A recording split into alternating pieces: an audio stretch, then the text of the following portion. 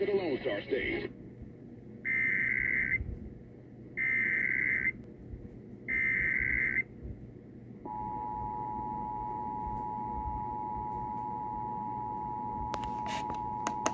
And now This station is participating in a test of the Illinois Emergency Alert System.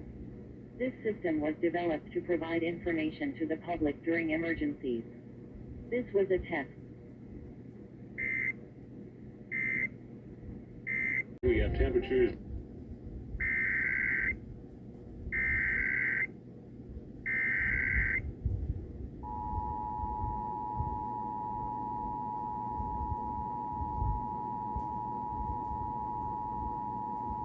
This station is participating in a test of the Illinois Emergency Alert System. This system was developed to provide information to the public during emergencies. This was a test.